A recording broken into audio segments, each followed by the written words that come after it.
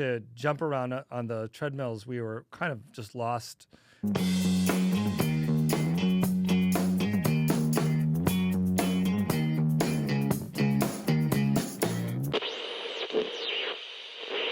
It is I, the Poptimist, and today we have Dan Konopka, Yes, drummer for OK Go. that's right. How did the band happen? How did the band happen? Yes. Oh, man. Well, the band happened many, many years ago when Damien and Tim, the singer and the bass player, met when they were in summer camp. I think they were about 11 years old. And they became very, very good friends and pen pals. And I think from that moment forward, there was always a plan for them to be in a band together. Come around 1998, Damien moved from Rhode Island, where he was going to school, to Chicago, where Tim, myself, and the original guitar player had already had a band. When he arrived in Chicago, we decided to combine forces and become OK Go. Okay. So, and what were those early days like for the band? The early days for OK Go were, well, obviously no internet. Yeah. And really not even cell phones for us. Yeah. I mean, like, I think we were all kind of just doing as much rehearsing as possible. I don't even think Pro Tools was really much of a thing. Maybe it was in its infancy at the time, but we would get together 3-4 times a week and practice every day after work. I was a bartender. Tim, I think, was still finishing up school, and our plan was to figure out a way to get into the Chicago club circuit.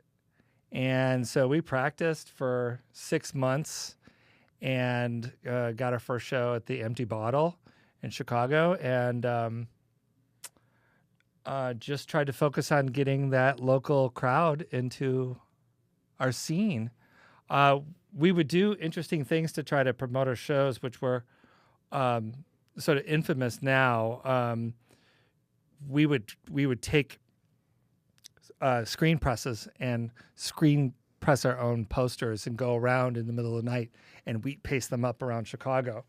And the club owners would get tickets from the city for whatever vandalization or whatever that is, and Would they take a chunk out of your guys' pay if you no, were getting well, paid? I think they just paid the citations. Like the shows were doing well, so I think they appreciated the effort, and Damien was a really good design artist, so the posters were actually quite beautiful, and but we went crazy with that. We put every single L stop there was, 100 posters per stop, and one of the first times that New City magazine did an article about us, they were like, "This is the band that vandalizes the city," and it was just sort of a funny way to get people to recognize the name and what we were up to. So you really came up in a different era, as you said, because there was no cell phones, no internet yet. Yeah, no. So did you guys get signed early on, or what? Did you have to move to LA first, or how did that work?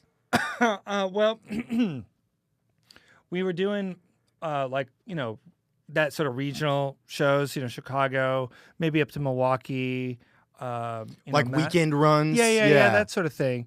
And then we made a 3-song EP that had a couple of songs that got the attention of a manager out of New York. His name is Jamie Kitman, and he was much more connected in the industry.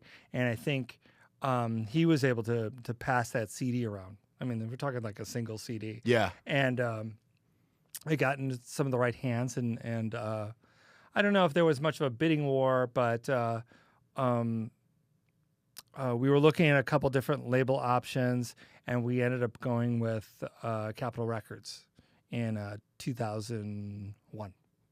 Okay, And and so- that's when you guys did the first album, Yeah, and that's the one with "Get Over It," right? that's yeah, right. Yeah, okay. that was the song. Yeah. That was the song. And Yeah. the demo version of the song, I think, was had gotten a lot of attention from some industry folk, and then just a few short weeks after that, we also did like a sort of a more substantial tour with They Might Be Giants. Oh, okay. And introduce you to a new audience. Yeah, and they sort of showed us how it's done, like on the road, with many dates, different cities, and so we got some of that experience. And then shortly after that, we went to Los Angeles to cut our first record. Okay.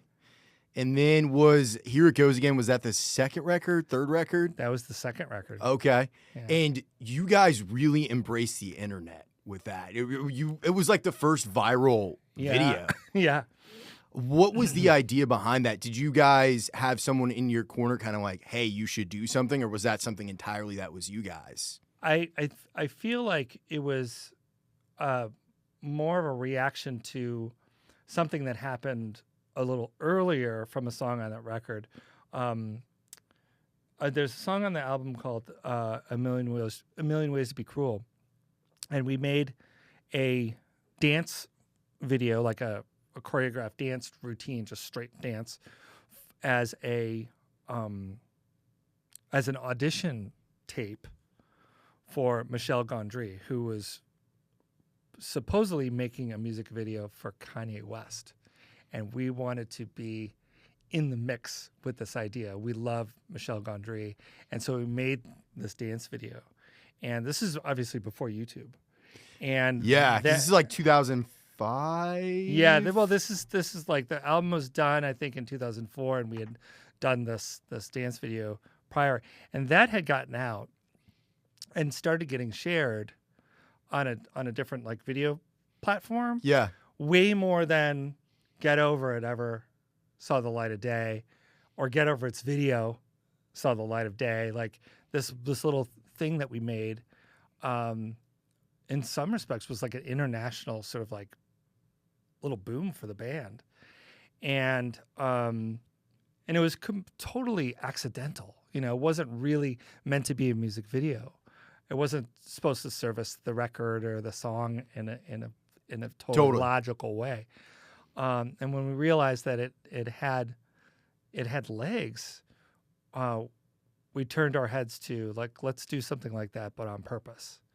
And so, in terms of the realities of the internet or how to promote a band, I don't think we had entirely, we didn't comprehend the vastness of it or what it would happen in such a short time. We were just making a music video that we thought was cool. Totally. And at the time, it was really inexpensive. The very first video we did, which I'm sure the label loves. Well, yeah. I mean, we didn't even involve them. Yeah. It had nothing to do with it. It was like, we're just going to shoot this video. We're just going to do this thing, yeah. Well, where did you guys film it at? Was it at like someone's apartment or house or? Yeah, the Damien, the lead singer's sister, was a ballroom instructor in Orlando and had a ballroom in like the back part of her house. And so that's the setting of. Interesting.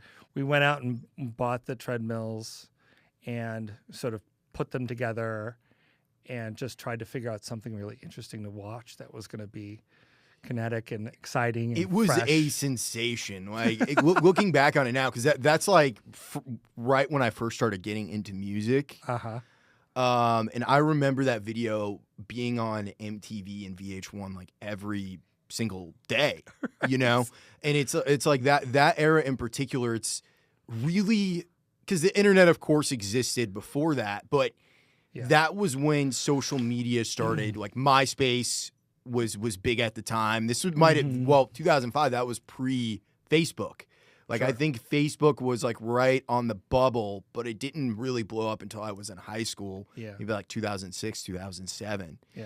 So when you guys were filming the video, how much of it did you choreograph it? Did his sister help at all with like the movements or the dances? Like how did that work? We were not dancers. I mean, at all. and to jump around on the treadmills, we were kind of just lost in terms of like what does it look like? How does this feel? Does this have a right sort of flow? Is there arc to this thing? And honestly, we really didn't know what we were doing. Trish, Damien's sister, is a choreographer, and so she could kind of sort of size us up about who has a certain amount of skill, who's going to get really hurt versus not as hurt. And we just kind of you guys could have gotten really hurt doing that. There was a couple of not big injuries, but like definitely some experiments that were like failed, and wipeouts had happened. I'm sure. And yeah, we kind of went at that video sort of like how we do the music. We just kind of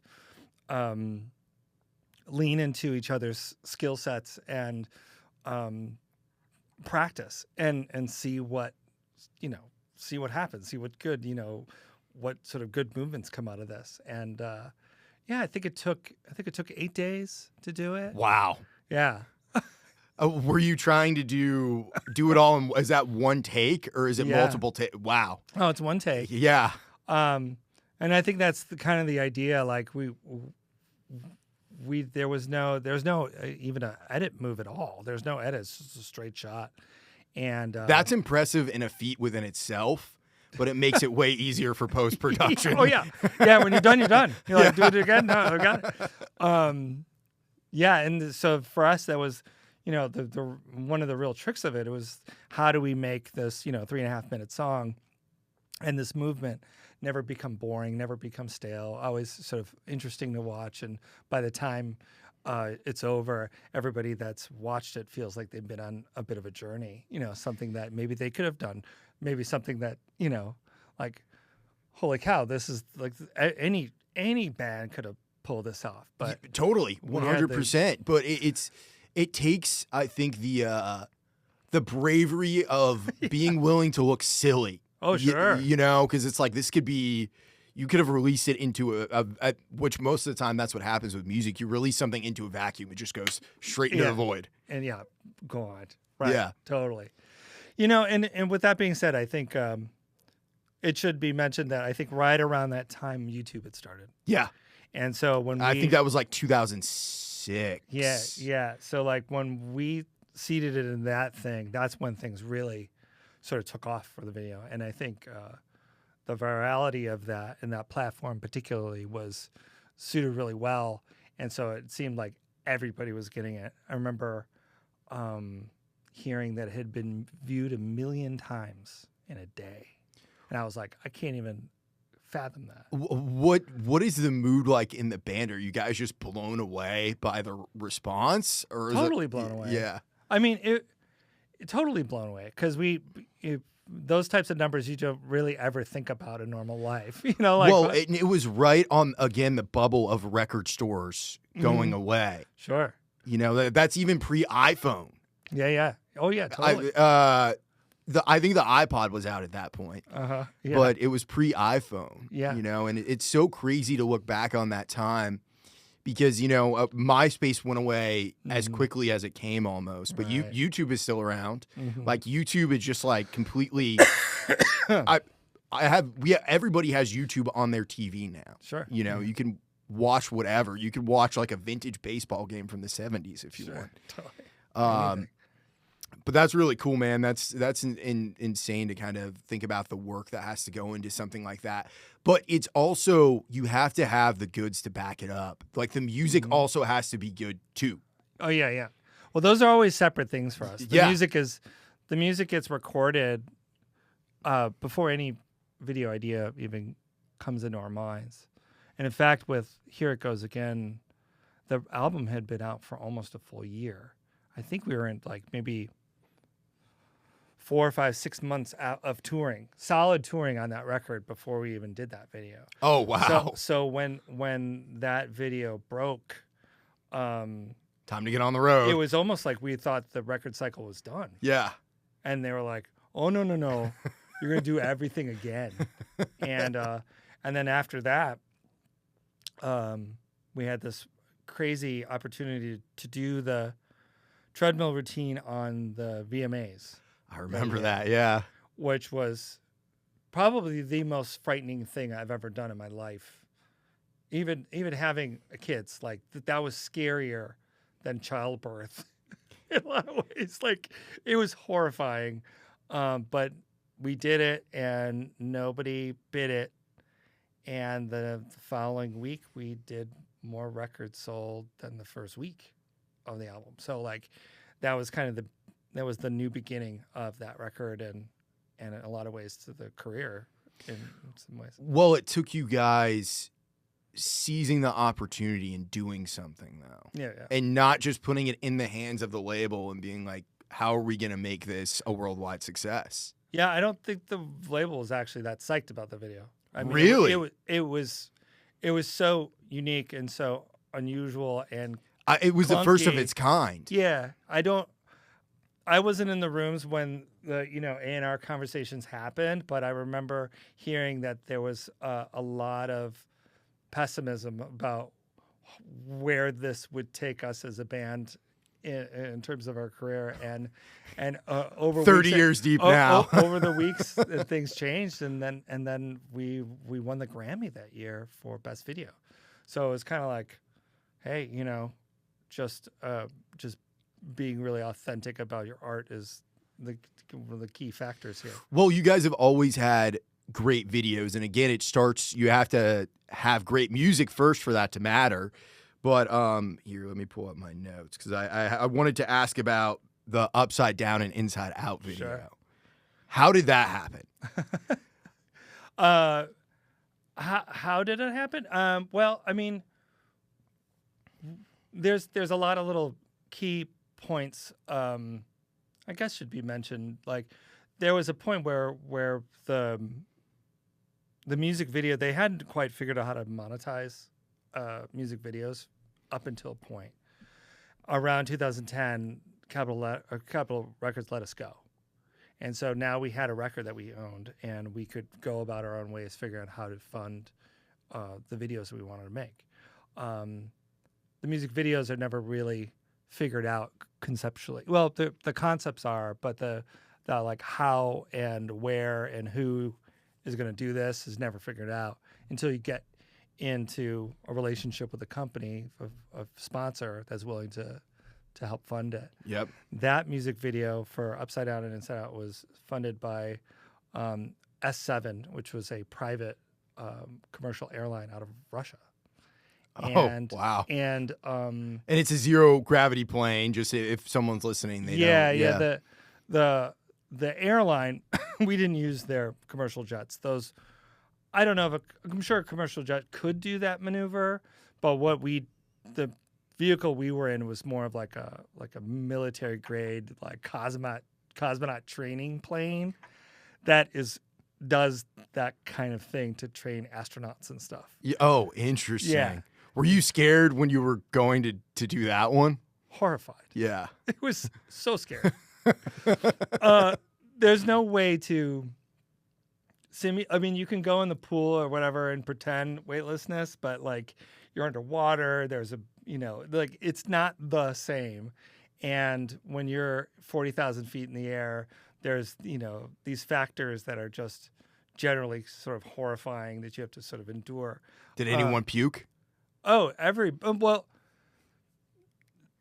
the band guys, none of us had a puke. Everyone got a little bit sick, a little bit seasick, but we also had some medication that could sort of fight that. Oh, yeah. The people that were helping us, the crew and stuff, they were a Moscow base, so they didn't have that. So in certain parts of the plane, there was a lot of puking going on. Oh, man. Was that another one that was done in one take, or do you do multiple takes for something like that? That music video was shot over about a month, and we didn't really know what was going to look good on camera, so we had to go up in the plane and practice and test things. Oh, and wow. So the shoot days were, I think, about 5 or 6 days long, and we did 2 flights a day, 15 parabolas per flight. Oh, I'm sorry. 15 parabolas. What is a parabola? A parabola is the maneuver that the plane does to achieve this roughly 26 seconds worth of weightlessness. Oh, wow. So the airplane will we'll get cruising altitude, and then it'll do a dive, which is like imagine a roller coaster ride. And so the plane goes up and then down, and then it follows gravity at the same speed that an object would fall towards the ground. But inside the fuselage, there's no wind and is relatively quiet. And so while you're in the fuselage, everyone becomes weightless. There's a microgravity. And so you do that 15 times a flight. Oh, wow. Twice a day. And it's for about 26 seconds. Yeah. So each blob weightlessness lasts for about 26 seconds. And then after that, the airplane corrects itself and goes back up to cruising altitude. And what people don't know about the experience of this thing is that you spend more time on this flight with double gravity on you. So what does that mean? So like imagine twice your own weight pushing down on you. Oh, geez. So while you're being Spider-Man and floating around, that's like a fun 26 seconds. And that's like another 6 minutes of double gravity where you just lay back and wait to get back in a position to do the maneuver again. And that was the hard part is how exhausting that would be to just like, oh my gosh. And then depending on where you're at in the storyboard or the video, you'd have to hold yourself up and not like lay down and endure that double gravity. Jeez, that is insane. It was really, really hard. Well, that experience, I feel like as far as bands go, you guys do the craziest stuff. I mean, you also have the video with the car. The name escapes me. Where getting? Yes. Yeah, where you're in the beginning, you're like opening and closing the doors. And Yeah. like, it's just insane. It's really attention grabbing. But it's almost like I just love when someone is able to embrace, like after Here It Goes Again, where you guys like, we're going to continue to make crazy music videos. Yeah. Well, it was a conscious decision that, do we run away from this type of notoriety and that kind of success and just like slog it out in the way that all the bands were doing? Or do we just sort of embrace this part of our creativity? And it's a different form of creativity. Yeah. But it never excluded making records. Yeah. It never excluded Separate experience. Shows. It was like Damien once made a great analogy about it. OK Go is a restaurant, and all the things that you get at a restaurant, you get with OK Go. Just everybody comes for the dessert. Yeah. Yeah. I mean, the food's still great. Yeah. And we love being the organization we are. We just, it's just an amazing blessing that one part of it seems to capture everybody's imagination and love. Well, longevity, I feel like, is the hardest piece of having any kind of music career, and keeping a band together is the hardest thing in the world. Yeah. Because as we were talking about beforehand, is kind of like a marriage, it's a brotherhood. Oh, for sure. Yeah. We had an original guitar player who was in that band with Tim and I before Damien came to Chicago, and he decided that he wasn't really down for the touring anymore, and so we had to say goodbye to Andy. It was the first Andy. And then a few months later, we found Andy number 2, Andy Ross, and he's been in the band since 2005.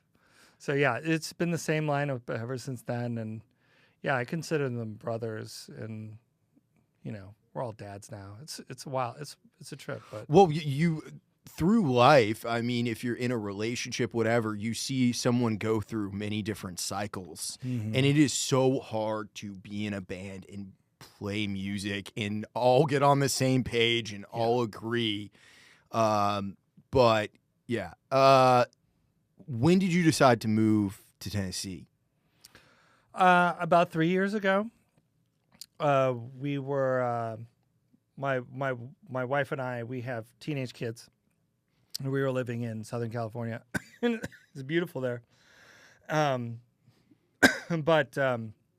the economics of California in terms of like buying a home or anything like that is kind of out of reach. We also have family that are all more closer East Coast folk, and outside of OK Go, I'm a music producer and a music a mixing engineer and all that stuff. And I knew that it would be probably 1-to-1 in terms of the kind of work that was available to me out here. And so like we moved to Franklin and we're able to buy a home, and it's great. It's wonderful. I absolutely love it here. Yeah, it's a phenomenal place to live, and I mean it's Music City. Yeah, it really is. Like my neighbors, in California, a lot of people that lived in my area were people that worked in the film industry, and very few musicians. And if I did meet them, it was like real rough times. And I got to Franklin, and like my neighbors right across the street are all working guitar players and sound guys, and they're awesome dudes, and they having a pretty comfortable life. And I was just like, this is amazing. This is really great. And and then I've met a few people that are Nashville based that I do my work with. Chris Love, he's in Lebanon. He's an amazing producer, and we work, all the time together on local acts and everything here and abroad. That's really cool. And you just started a new company recently, right? Yes, I did. What is it? What are you doing with it? What is the name of it? The company is called Ideation, and the general idea it's just to me it's a good new name for a very old idea, where instead of just people making up demos and having a production team make their song or their album, we invite people that use AI to make their music. A lot of people. So like songwriters, is that songwriters? Anybody who's attracted to making a song with those tools and find themselves kind of limited by the output of those tools or the ability to affect or change or correct the output of those tools. We'll take their AI demo and make it and entirely human make it again. And so in that we can make changes to tempo, to key, to the solos, to the, if the AI spit out a harmonica solo and they want it done by a human, but they want to play differently, we can do that. And so people that otherwise wouldn't have the network or the skill to make something that's absolutely organic, I feel like this company is a doorway for them to make a song that's maybe something just that can come from prompts is now done by real people, and you can have a conversation with using it as a tool. Totally as a tool. And the whole idea is we're gonna take it from here. Thank you, AI. We've got it now. And my crew of people, and it hasn't even totally been established who's working with me. I've got a couple people that are psyched to do it, and we basically check out the song, see if we can pull it off. There's a lot of stuff that AI does that's just like not human, not even human able to do. So we sort of qualify this as like, can we make this into something great? And we approach it in a way that either we're going to match it or we're going to do better. And it's totally human made. And I've done probably about 15 of these already, and they're almost always have a different kind of magic about it. I mean, you've heard AI stuff. It sounds like AI. Yeah. What we make sounds like real people. And, for better or for worse, like sometimes, like the drums have different fills. The singers has different a vibe. It sounds human, and it has soul, and it's really good work for me and my friends. So. How did you get involved with that? Because that takes a little bit of insight, the same way that you guys had that insight to keep going with the videos. Yeah, well, I mean, the idea to do this had sort of popped into my head because I was getting a lot of people that were just coming to me with songs that they had done with AI, and like consistently, like all the time, like hey, I made this song, and I want to sing the vocal on it. I think this is maybe a little bit before you could put your own vocal into the system. And they're like, I just want a whole new backing track. Can you do that? Like, sure, I'll do that this afternoon. And we make a new song, and they would sing on top of it, and then I would mix it. Those types of jobs would start coming in a lot, like every week, like more than one a week. And I was like, I don't think I've seen anyone create a business that could be promoted in a way that says like, hey, you might be a 13-year-old, soccer player, but you've got a great song in you. You figured out how to use Suno. Now let's make it into something real. And then I can give you stems for it that are like legit stems, and Totally. and we can make edits. And at the end of the day, they'll own the rights to the song, and it gets around any sort of copyright issue because we've made a new master. Yeah. And so it's a pretty big win for some people. And, there's been some folks that have come back 2 and 3 times because they really like the way, working with a band is, and working with, a person. Like Well, I imagine there are people that are somewhat already interested in music. Yeah. To begin with. Yeah. So, and they might not have the means to be able to work with a band, or they might live in like Iowa or somewhere where there's not a strong music scene. Exactly. There was one instance where a lady had reached out to me, and she was like, I wanted to write a birthday song for my husband. And she'd come up with a song in Suno or one of those platforms.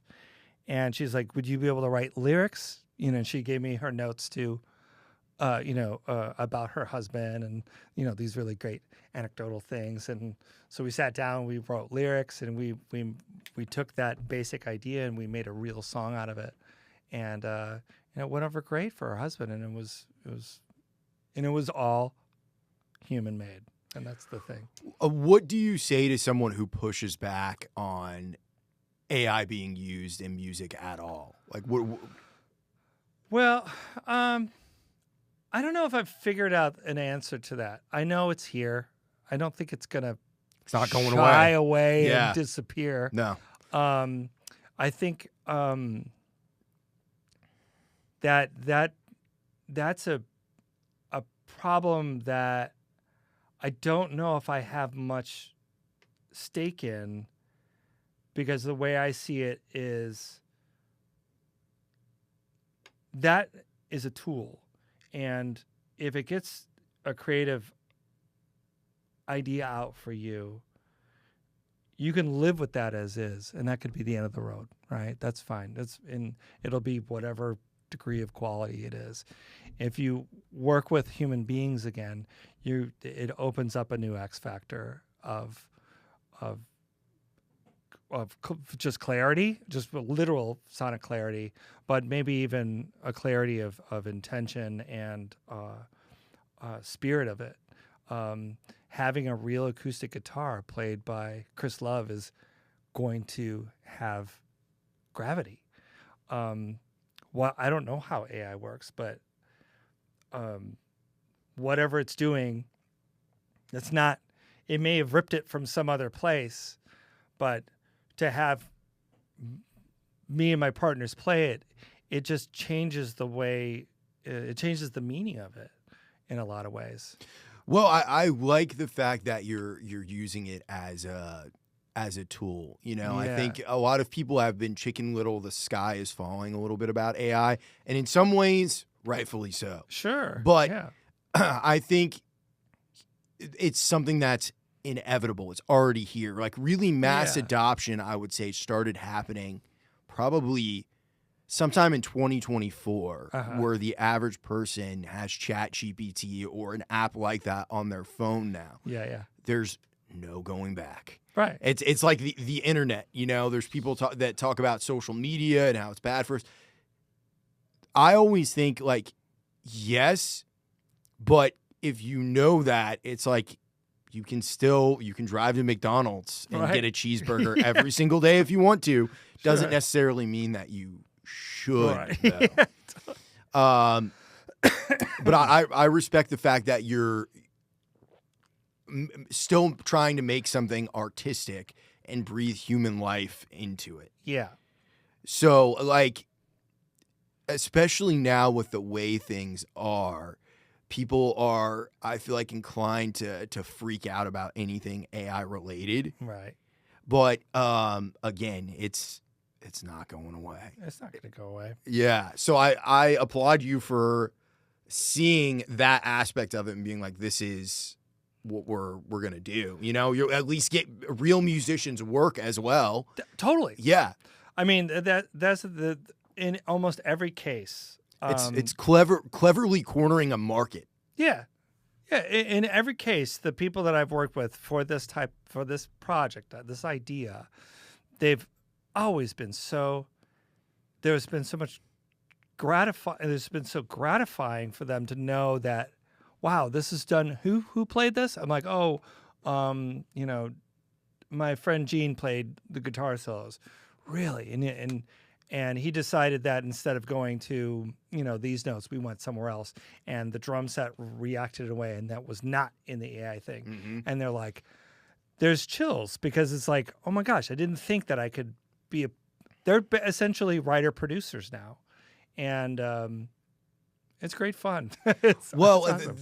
Things have changed so much, even since, because like you look back at really how long has recorded music actually been happening for? Right. In terms of human history, not that long. No.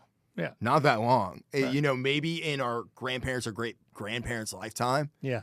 And you look at what the record industry was kind of like in the 50s and in the 60s, the rise of Elvis, the session bands. Nashville's got a great heritage. Sure. Things have changed massively, and that's gone away, really. You know, like session work ain't what it used to be. No way. There isn't really someone like I'm a nerd when it comes to a lot of this. So a lot of my heroes growing up was Carol Kay, James Jamerson, all the great session players. And that's not really something that exists in the way it does. It feels like now those kinds of musicians get together and they just figure out how to utilize social media. Right. You know, Wolfpack is the greatest example of that. Right. They've really figured that out, because like someone like Joe Dart as a bass player, he would have been the hot session guy in LA or New York back in the 60s and 70s. He would have been first call. Yeah. It's not necessarily like the way I try to think about AI is that it's not necessarily better or worse. It is just what is now. Right. And there's no returning to the way that the world was. Because I think there's a lot of musicians where they want to cry about the fact that it's not 1971 anymore. Sure. Yeah. You know, and I get it, but that was a golden age for a reason. Like the reason that everybody loved those songs, it was a particular time in pop culture history throughout the world. Yeah. That was happening. You know, you're never gonna get another Led Zeppelin. You're never gonna get another Beatles. But I don't think that's a bad thing. I think it's a good thing. Okay. It's something that over time is going to continue to change, and I'm so curious to see where the music business heads. With this now. Like, what do you? If you had to make a prediction, what do you think is gonna happen? Because of the AI stuff? Because of the AI stuff. Well, I mean, I feel like I don't know what's going to happen to the music business stuff. I think if it just that's a really tough question to answer because I feel like the smartest producers know what we're talking about, and they're going to use it as a tool as well. I think some things aren't going to change. I don't know if it'll get so good that everyone is just going to be happy with hearing the number one song being completely, I don't know, a ripped version of. Yeah. The labels, I feel like they will try, though. Yeah, well, it's like, man, like how much pride, like, yeah, I made it with some prompts. Like, I don't know, at the end of the day, I feel like a lot of people are going to be just sort of burnt out by it. When I hear the AI stuff and I recognize that it is, I'm just like, oh, well, okay, it's one of those things. Like I can kind of just tell what it is. When I can find out that there's a band involved and there's a real producer and people really sweating it out in the studio, that makes a difference to me. I guess I don't know if that's answering your question, but I like knowing Grandma made the sourdough bread from scratch. You know what I mean? Like it's important to me to know that you used a certain Rickenbacker guitar through Totally. A compressor that was like rare and like we're also nerds though. Right, That's the other side of it. No, totally fair. But I think the thing that AI is never going to be able to really replace is the live experience. Sure. Of people living and breathing in a room together. Yeah. Totally.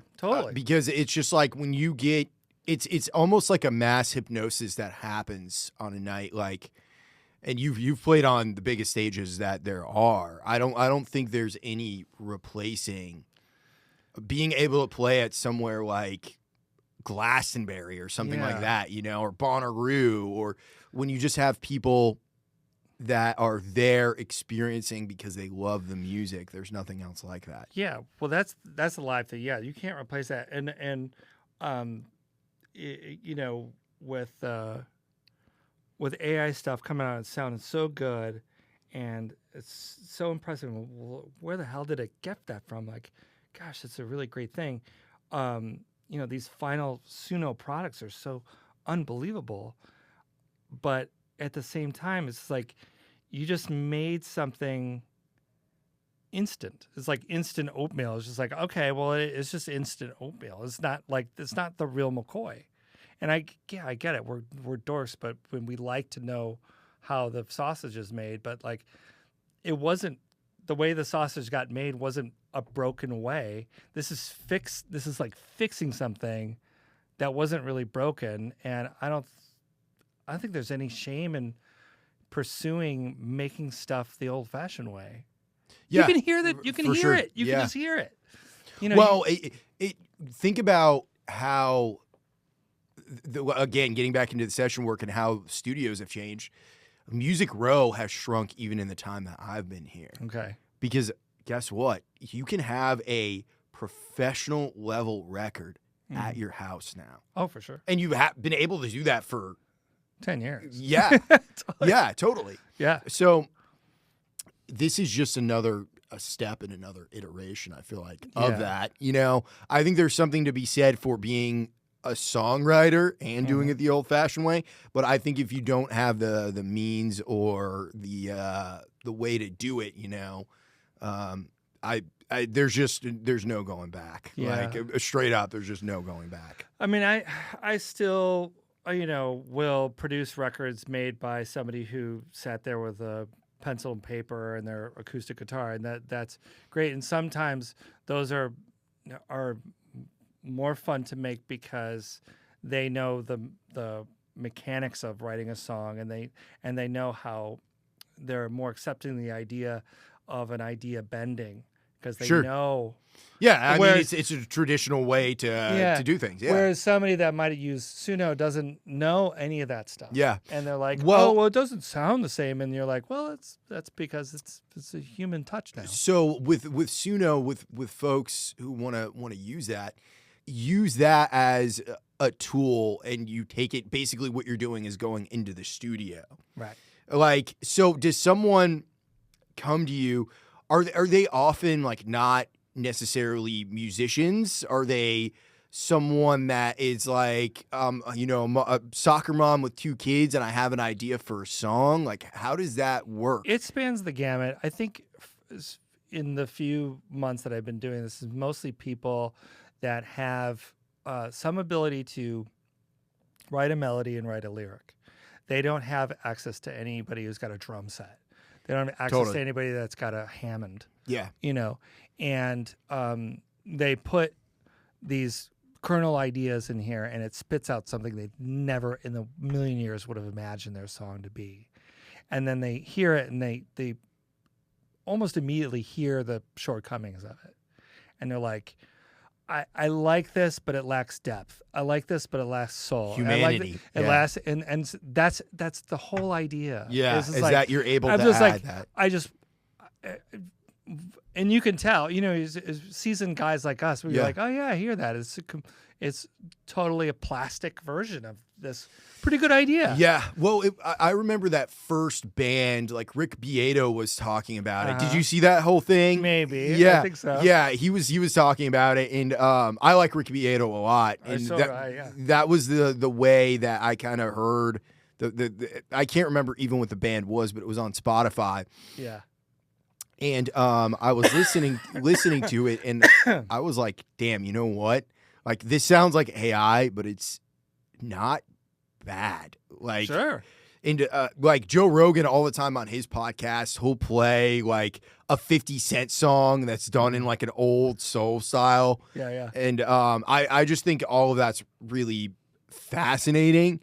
It's scary because I don't know where it's going, Yeah. But to hear you using it as a tool and giving real musicians jobs, to be able to like, it's cornering a piece of the market that no one else I feel like has cornered yet. Sure, that's sort of the place that this has come from. I'm just like, there's a lot of people and there's a lot of musicians like, guys that are in their bedrooms and they, all they would really want to do with their afternoon is play on 3 songs. And, here's a demo, cop it, beat it, do better than that. And they're like, holy crap, that's an opportunity. And if there's some money a part of it, then it's like, it feels really full circle and wholesome in the absolute right way. These aren't productions that are in the tens of thousands. A couple $1,000s, and you've got a song that's completely free of copyright, and it's been through a process of carrying human brains that'd be like make good decisions and about all of your experiences of playing collectively. Yeah, right.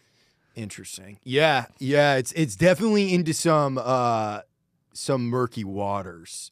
But I don't think it's bad to be in murky waters, though. Well, I mean, it's either you're working or not. That's what it comes down to. Yeah. And I can't be. I hope I don't sound like I'm a hater. I'm very curious about this because it does bring up a lot of questions, and I think we've seen musicians have a full gamut response across the board of people being super pro AI and super anti. Yeah. Like, I think there's a good middle approach, which it sounds like what you're trying to do. Yeah. I mean, it's part of the picture.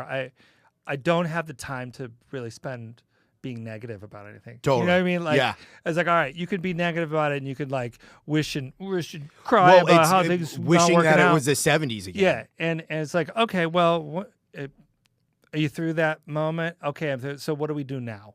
Is kind of how I think. Yeah. And embrace where we are. It is reality. Yeah, and there's things about the copyright, the legitimate copyright concerns about where these things are learning the songs from, and I think that world is developing, and certain aspects are getting certain walls about that, certain fears about that. Who's going to get paid for that AI output, and that's between the AI company and the prompter. That relationship is kind of, I could see how people get upset about that, you know. But it's not really my. Does the AI company, do they own the copyright, or is it the person who came up with the? Right. Yeah, it's murky. If from what I understand, it's lyric and melody. I mean, you could do Wipeout, and the drummer who played that wouldn't have the right to sue you. You know what I'm saying? Even though that's like the hook of the song. Right. Yeah. These copyright laws, I'm not a lawyer, although I did hire a lawyer for this venture. I'm sure you had to. And yeah. the user agreement is pretty sophisticated. But the angle that we have is that we can change the output to something totally unique and ultimately original. Well, you also like now things are going in a direction, like I saw like Bandcamp banned any AI music from being, and I think Spotify has something underway. Like I heard something about that too. But I feel like what you're doing, I mean, it's real human beings playing at the end of the day. It is, and if something, you know, there's limitations about. There's been a couple of artists that have come up to me and they'd be like, oh, I've got this song I did in AI, and you listen to it and you're just like, look, this is something that me and my partners cannot do because we don't know what's going on here, or it feels too much like that's basically a Depeche Mode song, so we're not going to do that one. Yeah, you know, like because we don't want to get sued. right. So like, you know, there's certain things we're going to make a choice on what we want to record, and if anything seems a little odd or uncomfortable, we just change it on our end. We just change it. You could slow it down, change the melody, change the, and you know, that lyric, you know, if the lyrics are ripped from a Led Zeppelin song, okay, well there's your answer. Those are Led Zeppelin which lyrics. are ripped from old blues songs. Right. So like, but that's the other thing about it. It's like you listen to a band like Led Zeppelin. I love Led Zeppelin. oh yeah, dude. me too. But like they straight up did steal a lot of their stuff. Oh, sure. Like it feels like there's always been something in the creative output world, like in the, you know, where it's like I don't even think they got sued till later on for that. Mm-hmm. But Jimmy Page even has a quote that says, "Great, good artists borrow, great artists steal." Yeah. Totally. So it's like I feel like this is really an old world kind of thing that's always existed. It's just under the modern context of technology. Right. You know? Mm-hmm. And what was that? Is it Greta Van Fleet? Greta Van Fleet, yeah. Okay, so like I heard them on the radio and I was like, holy crap, the unreleased Zeppelin. Yeah. That's you know, and they're not making Zeppelin songs. That's the original stuff. To me, it sounded like a dead ringer for Led Zeppelin. Yeah. This is just a version of that in my mind. It's like if somebody was like, look, you know, one guy wanted to make a sort of a country blues tune, and I'm not super well versed on that, but I'm like, well, what are your influences? And he named all these guys, and I was like, okay, well, let's just make something new. Those are your influences. Yeah. And AI figured out a way to make it sound pretty freaking good. Yeah. I don't really care. Yeah. What AI did, but there's a song in there, and that lyric means something to you, and the way that we get from the second chorus through that bridge. Let's investigate that. What can we make that into something even more special? And I feel like that's a new piece of art. Yeah. You know? Absolutely. Well, it's further democratizing music. Yeah. Which I think at the end of the day is a good thing, because it's like a band like the Stooges, for instance. Like I'm a big Iggy Pop fan. Uh-huh. He's had a lot of ups and downs in his career. Sure. And he you know, he's had like a few hits, but they're not even anything that's like my favorite Iggy Pop song. You know, like Real Wild One was a big hit for him in the 80s. But he was going since, you know, the late 60s. Sure.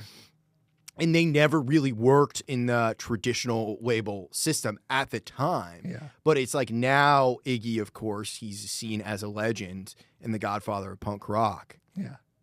Yeah. So it's just times change. That's right. Times change. Totally. Is there anything like you mentioned that you started doing sessions here in Nashville? Yeah.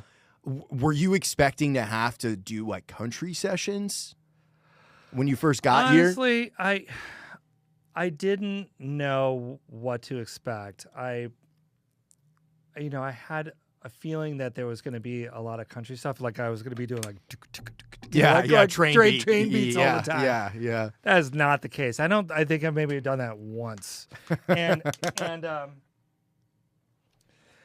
And so like, before I came out here, I reached out to a friend on Facebook who, I knew lived here. And I was like, yeah, I'm coming to Nashville. What can I expect? He's like, just get out here.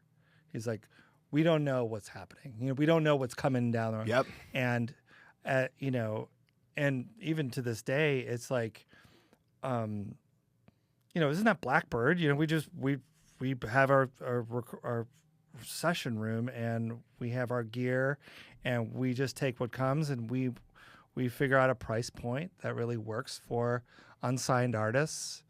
And, we've talked to some people that are producing in town that do only label stuff. And sometimes they don't seem like their life is any much better. There's a lot of pressure. There's a lot of cooks in the kitchen. There's a lot of things that are pressurizing these producers to do a certain sound or to have a certain kind of thing. And we don't really concern ourselves with that. It's about linking up with people that have a message they want to say with their music, and we just figure out a way to make that record come in under budget. Yeah, I mean that's always the goal, right? That's it. I mean, like that's how it feels, and you get up every day and it's a new song, and my life is super fresh because I'm here and there's people that are come to the city that want to make music, and so it's a joy. But yeah, it's definitely not a country based thing. I mean, I do a lot of.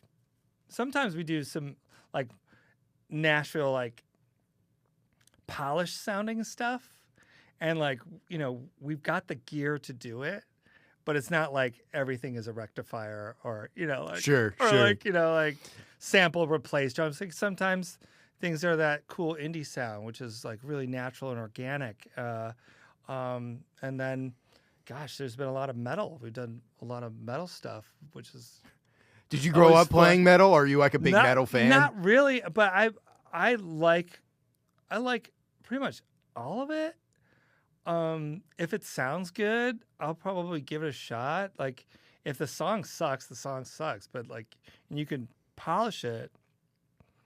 But like in terms of like my natural drumming ability, like I don't have gospel chops, right? Sure. I don't play. We all have our limitations. Million notes on a thing, but I play like Jim Keltner would, or Ringo would, or tasteful. On a great day, Bonham. Yeah. So I just kind of throw myself at what I think sounds good to me in the room, and hopefully the client likes it. It's I wouldn't say I'm batting 1,000, but it's pretty good up to bat. I'm getting on base and. The clients usually can tell that, it's a human. Have you done session work previous to that, or was your drumming entirely just like okay, go? Well, it was for my story. Basically, I was through junior high and high school, I just tried to play Primus and Rush, right? Like I just wanted to be that guy. I wanted to play, and then into adulthood. I was of service to the band, which was their influences were the Pixies to Prince and the Cars. And so like I just sort of focused on that kind of drumming. Around that time, before the pandemic, when I knew that OK Go was going to take a hiatus, I just kind of let myself be open to the idea of learning the genres of music that I could play in, and creating an authentic sounding, like legit sounding version of that. Like I said, I can't play blast beats, but oftentimes I'm not really asked to. And if I have to, I'll probably digitally figure out some way to do it. Yeah.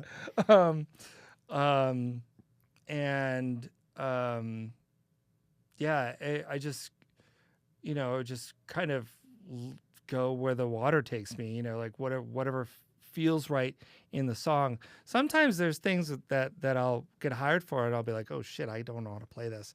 The jazz stuff, like I'm not really a great jazz player, but I've got some great jazz drumming friends, and I'll be like, can you do this? And they're like, oh sure. 30 minutes later, you get a really good take, Totally. Yeah. So. Well, hey man, thank you so much for coming on. Oh, I it's been appreciate great. it. Where can people find you at? You can reach me at Daniel Konopka at Instagram. Is that a good place? I don't even mind giving my email, dan@okgo.net. Reach out to me. aideation.com will be going live probably in 3 or 4 weeks. But you can reach me at dan@okgo.net. Awesome. Well, hey, thank you so much for coming on. So great. Yes. I really appreciate this.